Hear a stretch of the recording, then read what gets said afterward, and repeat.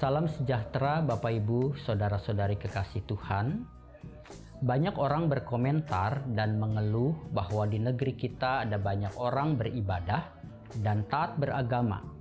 Namun dalam kehidupan sehari-hari seringkali tidak mempraktekkan nilai-nilai agamanya.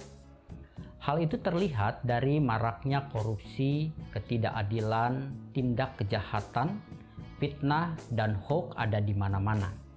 Apalagi Bapak Ibu dalam situasi menjelang pemilu seperti saat ini, politisasi agama marak digunakan demi mencapai kemenangan. Seharusnya hidup umat yang beribadah itu tercermin dalam setiap segi kehidupannya.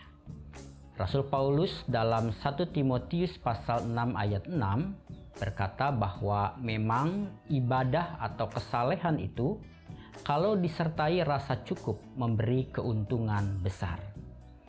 Ini adalah pengajaran dari Rasul Paulus yang ditujukan kepada Timotius, salah seorang muridnya, dan untuk jemaat Efesus yang digembalakan oleh Timotius.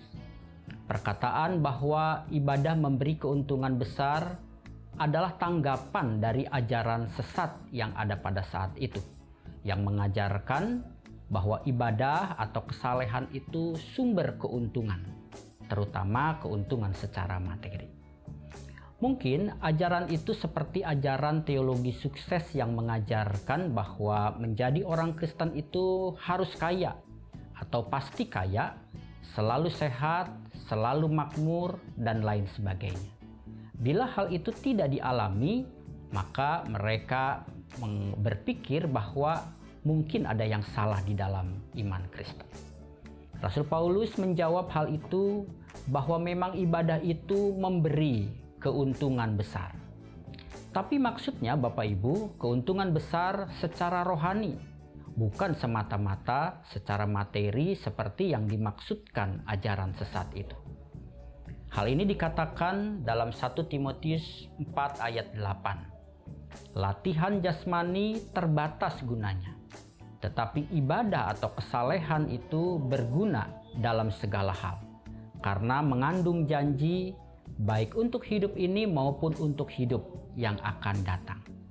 Lebih lanjut di dalam surat Filipi pasal 3 ayat 20 dan 21, Paulus berkata, kewargaan kita terdapat di dalam surga, dan dari situ juga kita menantikan Tuhan Yesus Kristus sebagai juru selamat yang akan mengubah tubuh kita yang ini sehingga serupa dengan tubuhnya yang mulia menurut kuasanya yang dapat menaklukkan segala sesuatu kepada dirinya. Inilah keuntungan yang besar itu, yaitu menjadi ahli waris janji-janji Allah, menjadi warga kerajaan surga yang memiliki harta kekayaan yang kekal. Bapak Ibu, keuntungan besar dalam kita beribadah itu ibarat orang yang bekerja keras, tapi sebagian hasilnya ditabung untuk dana pensiun. Memang, ia tidak bisa menerima upah kerja sepenuhnya, tapi ia melakukannya dengan senang, bukan dengan susah hati dan terpaksa. Karena ia tahu bahwa ia punya jaminan ketika ia sudah tidak bekerja lagi karena usia, ia dapat menikmati masa pensiun dengan kecukupan. Seperti itulah seharusnya hidup orang-orang percaya dalam menjalankan ibadahnya. Bukan dengan terpaksa, tetapi dengan sukacita karena menyadari bahwa beriman kepada Kristus dan hidup meneladani Kristus adalah keuntungan besar. Kita mungkin diingatkan dengan sebuah lagu, "Ya untungku besar karena Kristus milikku." Namun Bapak Ibu, banyak orang Kristen menjalani kekristenannya tanpa menyadari hal ini. Sehingga ibadah hanya kewajiban, hanya formalitas dan rutinitas belaka, sehingga dilakukan tanpa sukacita. Itulah sebabnya banyak orang Kristen yang berat untuk melakukan ibadah, baik ibadah seremonial, terlebih dalam pengabdian diri sehari-hari dalam melakukan kehendak Allah.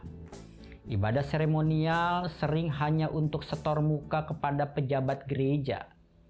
Tidak heran Jika demikian, banyak orang Kristen dengan mudah meninggalkan imannya demi pasangan hidup, demi kedudukan dan jabatan, dan demi kenikmatan sesaat.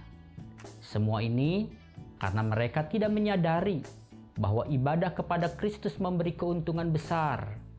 Keuntungan besar itu ialah menjalani hidup dengan penuh sukacita di dalam dunia ini karena memiliki kekayaan rohani di dalam surga. Pertanyaan untuk kita renungkan, Bapak Ibu, sudahkah Anda menyadari keuntungan besar dalam beribadah kepada Tuhan dalam iman kepada Kristus? Apa buktinya?